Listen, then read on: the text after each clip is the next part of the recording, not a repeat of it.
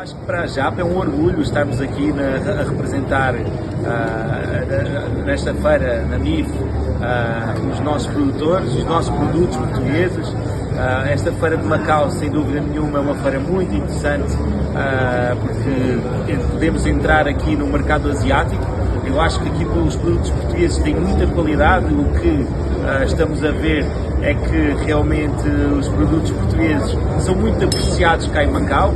Temos a tal relação histórica com Macau e vejo que em Macau querem os nossos produtos, mas não só Macau. Essa feira já temos contactado também com os chineses e com o resto da Ásia e realmente aqui os produtores estão muito satisfeitos. É um orgulho para a JAP termos aqui 15 empresas de diferentes setores, diferentes zonas do país. Também temos representar a Ilha da Madeira, portanto é sem dúvida nenhuma grande satisfação para a JAP. Quero agradecer a todos e deixo aqui um convite para o próximo ano na feira, mais produtores que venham com a JAP a esta magnífica feira para crescermos e para darmos um bom ar dos nossos produtos portugueses e dar a provar aqui ao mercado asiático o quão qualidade temos. Este ano, só relembrar isto, eleitos com o BNU, as duas entidades de prestígio, pelo IPIM, o grande organizador deste evento. Obrigado, Presidente. Obrigado, Matheus. É um gosto. Portanto, boa feira e bons negócios.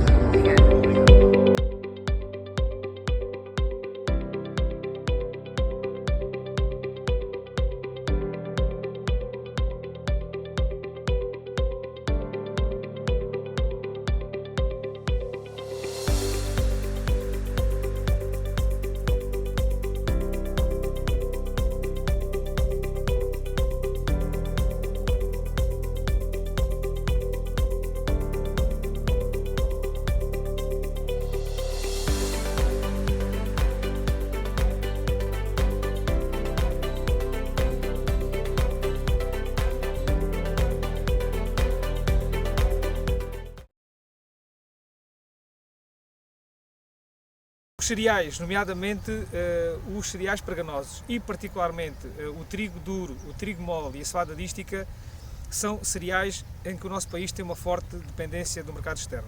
O nosso autoaprovisionamento, no caso dos trigos, situa-se à volta dos 5%, enquanto no caso da cevada dística os valores andam à volta dos 20%. Os nossos solos com maior aptidão para esse tipo de culturas estão a ser ocupados com culturas permanentes, de tal forma que as áreas cultivadas com este tipo de cereais têm vindo a crescer. Portanto, tendo em conta as nossas potencialidades, fundamentalmente em termos climáticos, importa valorizar este tipo de cereais, portanto, ou seja, promover a sua qualidade, porque do ponto de vista climático temos condições interessantes para uma boa qualidade industrial e sanitária deste tipo de cereais. De forma a tentar promover precisamente essa qualidade industrial, há uma série de boas práticas que importa ter em consideração. Desde logo, a escolha da variedade. A variedade é fundamental no que diz respeito à qualidade industrial. Portanto, uma variedade tem que ter potencial qualitativo para poder ser usada na indústria, nomeadamente na indústria das massas alimentícias, na indústria da panificação e na indústria do malte. Portanto, a escolha da variedade, embora não seja propriamente uma técnica cultural, é uma prática imprescindível para que o agricultor possa obter um produto de qualidade, neste caso uma matéria-prima, para poder depois na indústria originar um produto de qualidade. Tendo em consideração, digamos, esta importância e tendo em conta também a panóplia de variedades que existem no mercado, a ANPOC, portanto, a Associação Nacional de Produtores de Oleaginosas, Proteaginosas e Cereais, juntamente com o IPBES e com o INIAV, resolveu fazer ensaios de campo, aos quais se juntaram também a indústria destes três grandes setores, como disse, das massas, da panificação e do malte, no sentido de se avaliar o potencial agronómico das variedades que as empresas comerciais têm interesse em comercializar e também o potencial de qualidade. Portanto, essa qualidade é avaliada pela indústria e digamos, este ponto, o ponto, digamos, de referência para a aprovação dessas variedades para a tal lista de variedades recomendadas. Portanto, todos os anos sai uma lista de variedades recomendadas para estes três grandes tipos de cereais, trigo duro, trigo mole e cevada dística. Outra prática cultural também importantíssima para o sucesso deste tipo de culturas é a adoção da data e da densidade sementeira adequada para a variedade que o agricultor vai semear. Portanto, a data de sementeira deve ser ajustada de acordo com a variedade, de modo a que alguns dos nossos estrangulamentos climáticos que temos para este tipo de culturas possam ser minimizados ou ultrapassados, nomeadamente as geadas tardias, o período de maior frio na altura do afilhamento deste tipo de culturas e também o período final do enchimento do grão ficar fora ou pouco ocupado, digamos assim, com temperaturas demasiado elevadas e algum déficit hídrico no solo, de água no solo. Por outro lado, também a densidade sementeira é muito importante. Estas culturas são culturas que afilham, que têm uma elevada porção de biomassa nos nossos invernos e por isso não importa investir em grandes densidades de sementeira de tal forma que, se tal acontecer, há uma grande produção de biomassa que não se repercute depois em termos de produção de grão. Ou seja, vamos ter um grande investimento em biomassa, um grande gasto de energia e vamos ter depois alguns filhos, portanto, alguns caules que não vão ser produtivos, não vão dar espiga e isso é um investimento desnecessário em termos deste tipo de cultura. Portanto, controlar muito bem a densidade sementeira, também de acordo, obviamente, com o potencial produtivo, com o potencial de afilhamento da variedade e também com a data de sementeira. Outro fator também muito importante prende-se com a fertilização.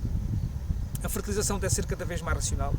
Devemos tentar ajustar sempre a fertilização de acordo com as extrações da cultura em termos de nutrientes e de acordo com o seu potencial produtivo, em termos de produtividade prevista, e por outro lado ver, de acordo com as análises de solos, a disponibilidade de nutrientes no solo.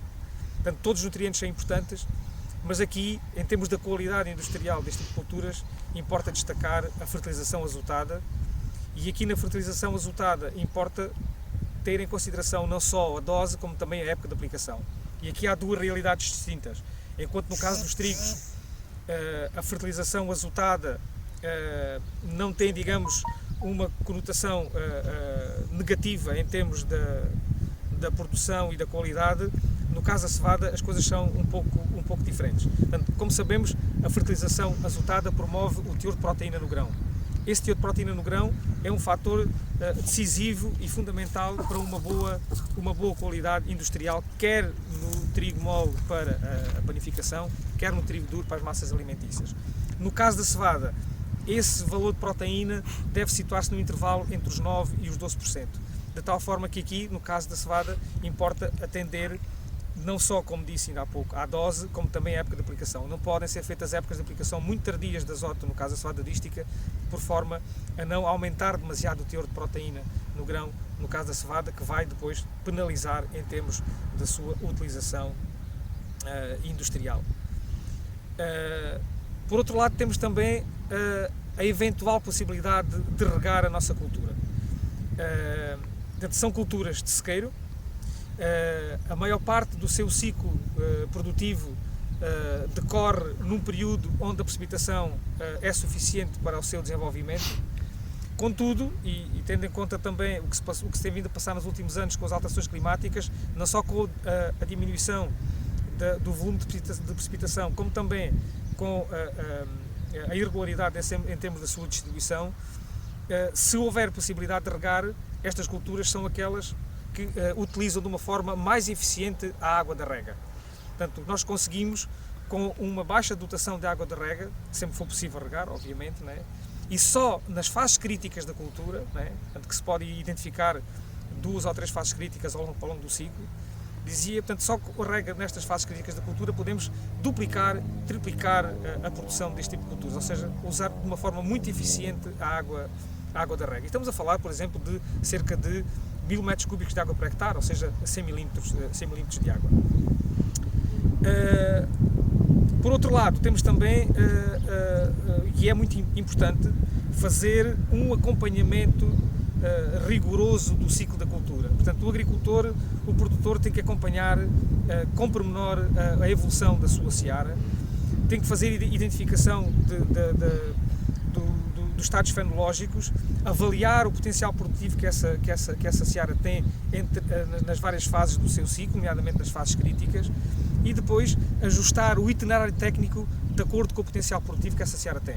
Portanto, não vale a pena estar a fazer a aplicação de fatores de produção em demasia se a seara não tem esse potencial. E, por outro lado, importa fazer a aplicação dos fatores de produção na justa medida da necessidade da cultura, de modo também a fomentar esse potencial produtivo e também o potencial em termos de qualidade.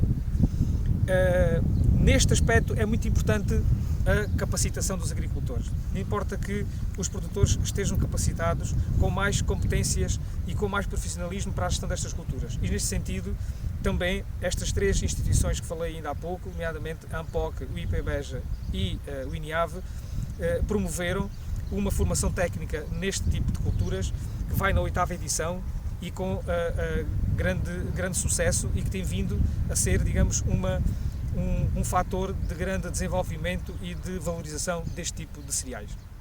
Portanto, hoje em dia, de facto, são os lagares que acabam por ter essa possibilidade de vender, para além daquilo que é o azeite que extraem, vendem caroços e vendem o azeite lampante que é obtido nas linhas de repasse. Portanto, são duas fontes de receita que aqui há uns anos atrás eram obtidas no secador industrial de bagaços e que hoje em dia cada vez mais ficam nos próprios lagares e obviamente acabam por ter uma utilização para outros fins e entramos mais uma vez naquilo que é a circularidade da fileira oleícola. Mais recentemente, os lagares têm vindo a ser instalados nos últimos anos, em particular aqueles de maior dimensão, têm vindo a utilizar equipamentos e tecnologia muito mais avançada. E a ideia é dar outra valorização aos bagaços úmidos que são produzidos no próprio lagar e eventualmente obter receitas diretamente a partir desses bagaços úmidos. Estou a falar da possibilidade de instalação de biodigestores para a produção de biogás, portanto, dentro da mesma área onde está instalado o próprio lagar.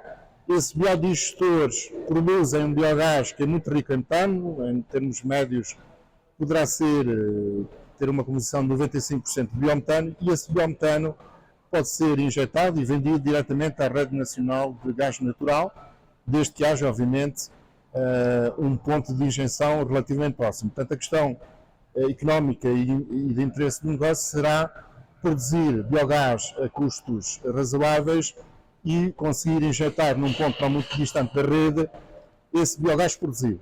Portanto, seria uma forma de o próprio lagar, de forma direta ou em sociedade ou em concessão com outra indústria de produção de biogás, conseguir, obviamente, obter uma receita muito importante através da venda de biogás. Depois de produzido o biogás, obviamente, ficam umas lamas dentro dos biodigestores e essas lamas, obviamente, são encaminhadas para a indústria de secagem ou, eventualmente, para a indústria de compostagem, se o teor de umidade já for relativamente reduzido. Os bagaços úmidos também poderão ser utilizados numa instalação a construir junto a um lagar, que obviamente terá que ser um lagar de grande dimensão para poder o negócio ser economicamente viável, através da produção de biocomposto. Portanto, hoje em dia há uma empresa em Portugal que tem um sistema patenteado de digestão dos bagaços úmidos, utilizando larvas de uma mosca própria, que é a Black Soldier Fly, e que essas larvas fazem uma biodigestão dos bagaços úmidos, transformando-os num biocomposto, que obviamente tem um valor comercial muito elevado para, obviamente, produção em agricultura biológica ou outras produções agrícolas, mas que poderia ser, mais uma vez, uma receita direta do próprio lagar.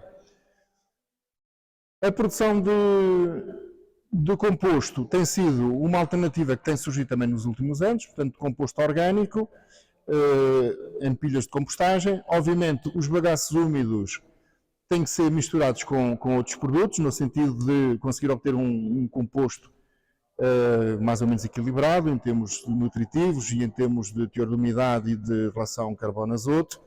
E geralmente a mistura é feita, muitas vezes até com as próprias folhas da azeitona que são obtidas no lagar e utilizando alguma rama triturada de podas ou, geralmente, e aí sim em percentagens variáveis, a utilização de estrumos. Pode ser ovinos, geralmente parece que os que têm dado melhores resultados têm sido o estrumo bovino em determinadas proporções e em que se formam pilhas de compostagem que ao longo de vários meses vão sendo manuseadas no sentido de promover o seu arejamento, diminuir a umidade ou, em alguns casos, aumentar. Portanto, é preciso regar a pilha de compostagem para haver ali alguma umidade e temperatura adequada para os micro-organismos fazerem a compostagem. E ao fim de alguns meses acabamos por ter um composto orgânico de elevado interesse, em particular em todas as regiões do país, mas em particular no Alentejo, onde os terrenos têm teores de matéria orgânica muito baixos e, portanto, poderemos ter novamente a incorporação desses bagaços nos olivais, nos terrenos olivais ou noutros terrenos agrícolas e fomentar, mais uma vez, aquilo que é a circularidade dos subprodutos dos lagares. Portanto, a produção de composto, sem dúvida, que tem vindo a ser desenvolvida por alguns lagares, bastante fomentada. Posso dar o exemplo do Esporão, por exemplo, que é um dos lagares que tem aparecido como produtor de composto para incorporação nos seus próprios terrenos, sejam os olivais, sejam as vinhas. Estou-me a lembrar também do projeto da EDIA, portanto o projeto URSA, que tem uma unidade de reciclagem dos subprodutos agrícolas, não só obviamente bagaços de azeitona, bagaços úmidos, mas também outros subprodutos da atividade agrícola dentro daquilo que é a área de influência do empreendimento de fins múltiplos do Alqueva, e onde são produzidos compostos também de elevado valor fertilizante, com muito interesse para a região, tendo em conta aquilo que eu referi, que são teores de matéria orgânica muito baixos dentro dos terrenos do Alentejo.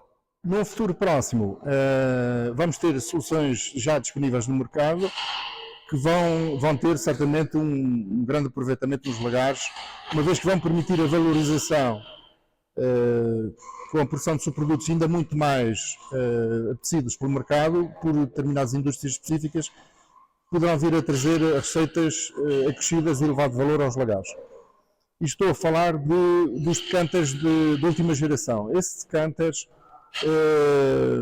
no caso, por exemplo, da GEA Westfália, são decanters que voltam quase ao sistema das 3 fases, em que no próprio decanter temos uma fase que é o azeite, que é extraído nesse decanter, que depois vai para a centrífuga, temos um bagaço semi-seco ou semi-úmido e voltamos a ter um extrato úmido, que não serão as antigas águas russas, mas extrato esse que, depois de estabilizado e processado, poderá vir a produzir xaropes ricos em polifenóis, ou ricos em açúcares, ou ricos noutras substâncias orgânicas, que serão vendidas diretamente a indústrias específicas.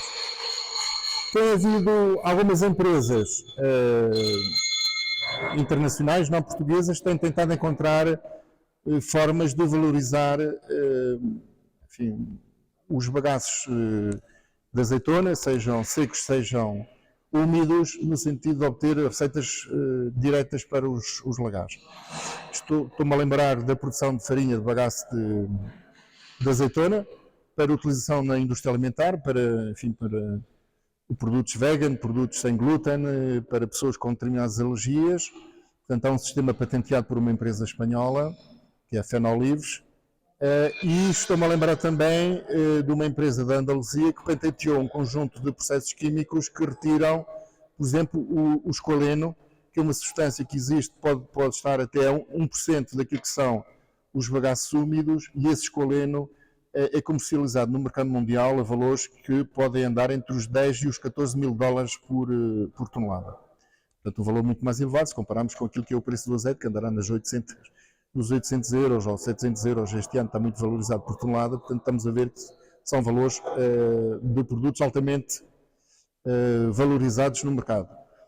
Essas soluções estão aí, estão disponíveis e, portanto, poderão permitir aquilo que são os lagares modernos de hoje em dia, obter um conjunto de receitas muito elevado daquilo que são os seus subprodutos, que há umas décadas atrás, inclusive mesmo agora, continuam a ir para os secadores de bagaços, os secadores industriais de bagaços, e que são esses secadores que não só obtêm essas receitas, como promovem a circularidade. Portanto, acabam por ser eles que vendem os subprodutos em diferentes circuitos no sentido de reaproveitar todos os subprodutos da fileira. Portanto, como nós vemos, os lagares nos últimos anos e certamente no futuro poderão vir a ter um conjunto de receitas com os subprodutos da sua atividade que não têm atualmente, e isso poderá valorizar imenso aquilo que é a fileira.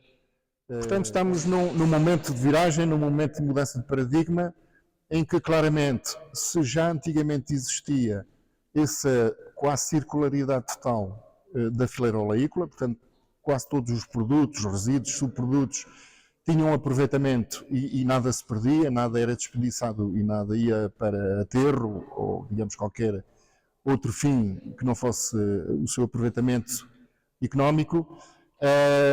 Isso vai se incrementar no futuro com novos subprodutos.